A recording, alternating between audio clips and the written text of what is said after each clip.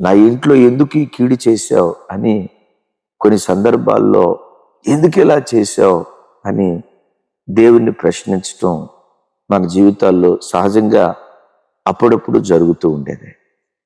అయితే క్రైస్తవ సంఘమా, మీతో ఒక మాట పంచుకోవాలని పరిశుద్ధాత్మ దేవుడు నా హృదయాన్ని ప్రేరేపిస్తూ ఉన్నాడు.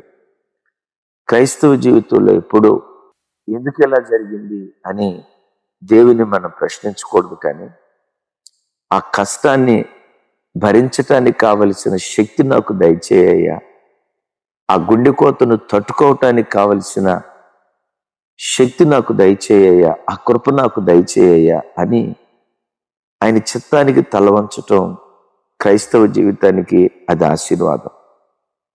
ఒకటి నేను చెప్పగలను, నీవు ఆరాధించే నీ దేవునికి కీడు చేయటం చేత కదమ్మా. లోకంలో ఎంతో మంది నీ ద్వారా మేలు పొందిన వారు ఒకవేళ నీ కీడు చేశారేమో, నీ ద్వారా ఉపకారం పొందిన వారు నీకు అపకారం చేశారేమో, కానీ నీవు ఆరాధించే నీ దేవునికి మాత్రం కీడు చేయటం చేత కాదు. ఒక సందర్భంలో ఒక సండే స్కూల్లో టీచర్ గారు పాఠం చెప్తా స్టూడెంట్స్తో ఇలా అందట, దేవునికి అసాధ్యమైనది ఏదీ లేదు, దేవుడు సమస్తము చేయగలడు అని వాక్యం చెప్తుందట సండే స్కూల్లో. ఒక చిన్నపిల్లోడు లేచి అంటాడట, మేడం దేవునికి చేతగానివి రెండు ఉన్నాయి. రాయ్ నోరుమై, దేవునికి చేతగాని ఉంటావేంటిరా, యెహోవాకు అసాధ్యమైన కార్యం ఏదీ లేదని వాక్యం అంటుంది, నోరుమై కూర్చో అంటే, లేదు మేడం దేవునికి చేతగానివి రెండు ఉన్నాయి అని అన్నాడు. సరేరా ఏంటో దేవునికి చేతగానివి రెండు చెప్పరా అంటే వాడు టకామని లేచి అంటాడట, మేడం నంబర్ 1 మన దేవునికి పాపం చేయటం చేత కాదు మేడం అన్నాడు. అనుకుందంట వీడు చెప్పేది కూడా నిజమేరా అనుకుందంట.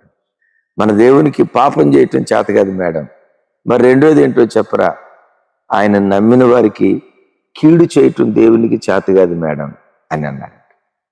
విన్నారా, ఆయన ఆశ్రయించిన ప్రజలకు కీడు చేయటం దేవునికి చేత కాదు. కొన్ని సందర్భాల్లో కొన్ని మనకు కీడుగానే కనపడతాయి.